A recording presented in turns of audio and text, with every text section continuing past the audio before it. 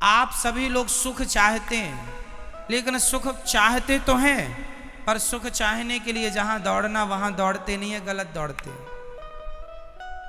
हमारे शरीर में दो चीजें हैं, एक शरीर है, एक आत्मा है। थोड़ा सा 5 मिनट का समय लेके मैं ये प्रश्न आपको उठाऊं और बहुत अच्छी बात आज आपको बता दूं, आपके बहुत सारे डाउट्स क्लियर भी हो जाएंगे।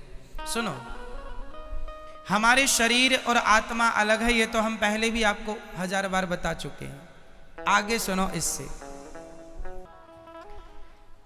क्या हम आंखों से देख सकते, आंखों से सुन सकते हैं?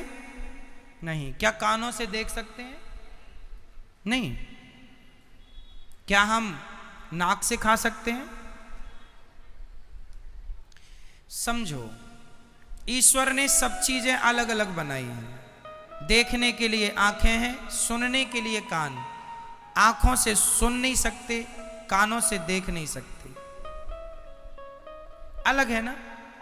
उसी प्रकार शरीर का सुख है संसार।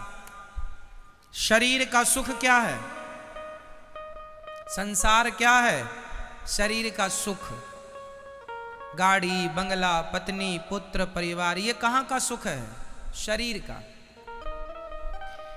अब रही आत्मा की बात, तो आत्मा का सुख किससे है?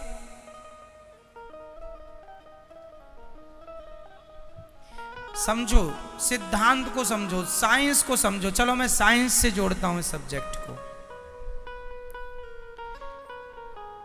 आप किसी भी वस्तु को ऊपर से छोड़ दीजिए, वो पृथ्वी पर जाके गिरेगा।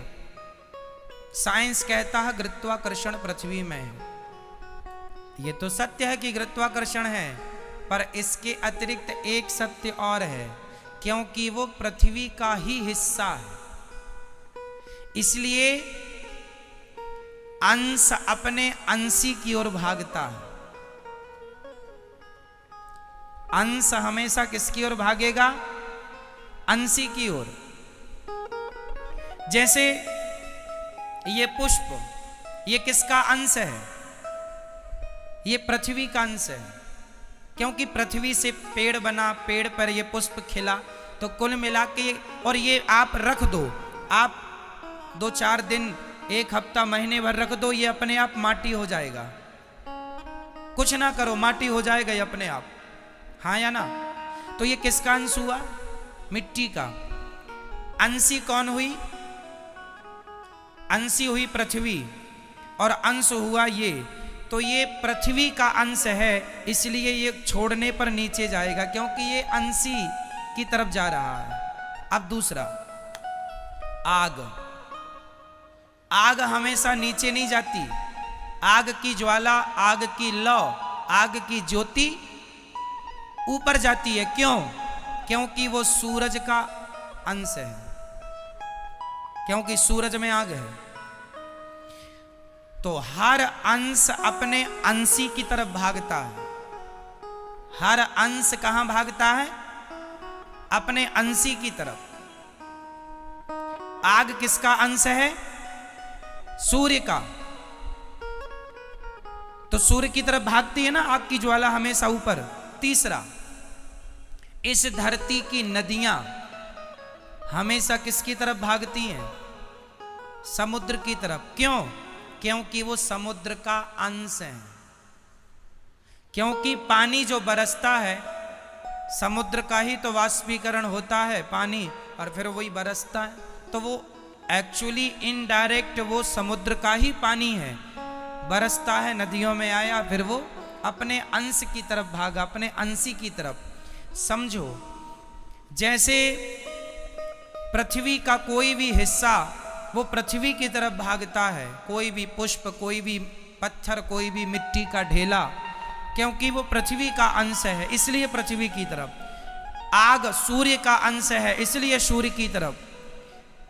नदी समुद्र का अंश है, इसलिए समुद्र की तरफ। और हमारी आत्मा ईश्वर का अंश है। ईश्वर अंश जीव अविनाशी, इसलिए जब ये ईश्वर की तरफ भागेगी तब ही इसे सुख मिलेगा, अन्यथा इसे कभी सुख मिल नहीं सकता। आप लोग रसगुल्ला खाते हैं, तो आप कहते हैं आनंद आ गया। अरे रसगुल्ला से शरीर को आनंद आ सकता है, इंद्रियों को आनंद आ सकता है, आत्मा का तो रसगुल्ला से कोई लेना देना नहीं। क्यों? आत्मा किसका अंश है? ईश्वर अंश।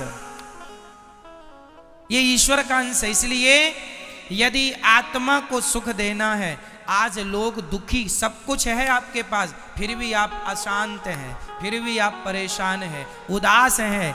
क्यों? क्योंकि आप संसार में सुख ढूंढ रहे हैं। अब मिलेगा, अब मिलेगा। पागल हो, है ही नहीं, मिलेगा कहां से? जैसे आंख कभी सुन नहीं सकती, कान कभी देख नहीं सकता, उसी प्रकार आत्मा कभी रसगुल्ला खा नहीं सकती, आत्मा कभी पानी पी नहीं सकती, आत्मा को पैसों में सुख नहीं मिल सकता, संसार के भोगों में सुख नहीं मिल सकता। आत्मा का सुख तो परमात्मा में है। जितने जल्दी ईश्वर की तरफ बढ़ो लोगे, जितने जल्दी उसका ध्यान कर लोगे, उतने जल्दी सुखी हो जाओगे। सुखी होना चाहते हो तो भगवान की तरफ बढ़ो। और आप लोग शरीर को ही सुख देने में लगे हैं।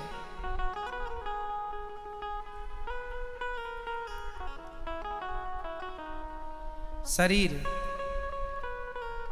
इसलिए शरीर जो है ये संसार की तरफ ले जाता है आपको।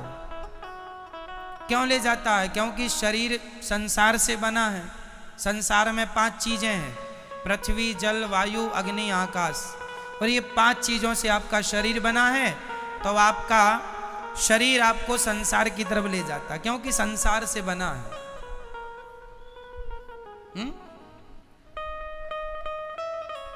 आपको आंख अच्छा अच्छा दिखाना चाहती है, इसको आप देख रहे हैं, आपको सुख मिल रहा है, पर यह सुख क्षणिक है।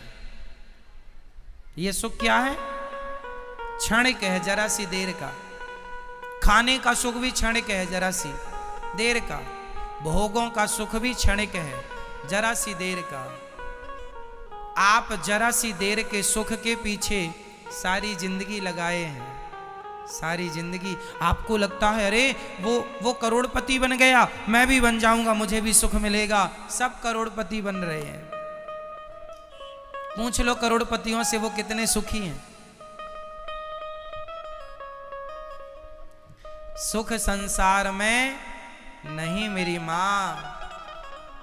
शरीर का संबंध संसार से है, आत्मा का संबंध परमात्मा से है। और मैं शरीर नहीं, मैं आत्मा हूं। यदि यथार्थ सुख चाहते हो तो भगवान के बन जाओ। नाथ मैं आपको कभी भूलू नहीं, हे श्रीमन नारायण मैं आपको कभी, मैं उनका अंश हूं। पर विडंबना तो देखो, एक शेर का बच्चा गीदड़ों के झुंड में मिल गया, और गीदड़ों के झुंड में मिलकर वो भी गीदड़ों के संग रहने लगा, गीदड़ों की तरह व्यवहार करने लगा, खाने लगा, उन्हीं के संग सोए, उन्हीं के संग जागे, उन्हीं के संग रहे, उन्हीं को अपना बाप समझे, उन्हीं को माता। एक दिन शेर आया और शेर ने देखा कि मेरा कोई अपना आदमी गीदड़ों की झुंड में दहाड़ लगाई, तो उसके अंदर से भी वो शेर तो था ही, उसने भी दहाड़ा। शेर ने बुलाया, यहां तू शेर का बच्चा है, गीदड़ों के झुंड में क्या कर रहा है? बोले नहीं नहीं, हम तो गीदड़ ही हैं, ये सब हमारे रिश्तेदार हैं। शेर ने कहा पागल, तू शेर का बच्चा है, कब से गीदड़ों के? बोले बचपन से। एक्चुअली हुआ क्या था, ये अपनी माँ से बिछड़ गया और गीदड़ों के झुंड में मिल गया, वहीं पला बढ़ा तो अपने आप को वो गीदड़ मान लिया।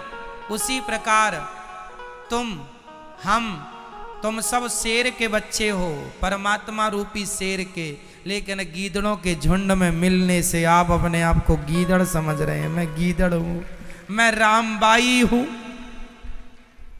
ये अपने आप को रामबाई समझे बैठी है। मैं गीताबाई हूं, मैं सीता हूं, मैं अनुराग हूं, मैं अभिनव हूं, मैं नारायण हूं। आपने अपने आप को कुछ भी समझ लिया। ना तो आप सीताबाई हो, ना गीता हो, ना अंजलि हो, ना राम हो, ना रघुनाथ हो, ना तो घनश्याम हो। तुम शुद्ध आत्मा हो जो ईश्वर का अंश है। बस ये तुम्हारा परिचय है। पर संसार में आए हो गीदड़ों के झुंड में होने से। हुआ, एक गीदड़ ने कहा हुआ, दूसरे हुआ हुआ। आज तक किसी ने नहीं पूछा क्या हुआ, क्या हुआ, नहीं बस हुआ हुआ हुआ हुआ। बाप दादे कह रहे थे हुआ, तो ये भी चिल्लाए पड़ा है हुआ हुआ हुआ। क्या हुआ कोई नहीं पूछ रहा है, सब हुआ हुआ हुआ। ये बड़ी विडंबना है। इसलिए मेरी मां, ना तुम किसी की मां हो, ना तुम किसी के बाप हो, ना तुम किसी की चाची हो, ना चाचा हो, ना नाना हो, ना नानी हो। तुम सिर्फ आत्मा हो जो परमात्मा से मिलने के लिए व्याकुल हो। वो तड़प जाग जाए तो मिलना भी होए, पर विडंबना तो ये है तड़पता ही नहीं आदमी। पत्नी के लिए रो रहा है, परिवार के लिए रो रहा है, भगवान के लिए नहीं रोता। जाना सबको वही है मेरी माँ, अपना लोक परलोक ना बिगाड़ो। बस इतना ही कहेंगे हम आपसे।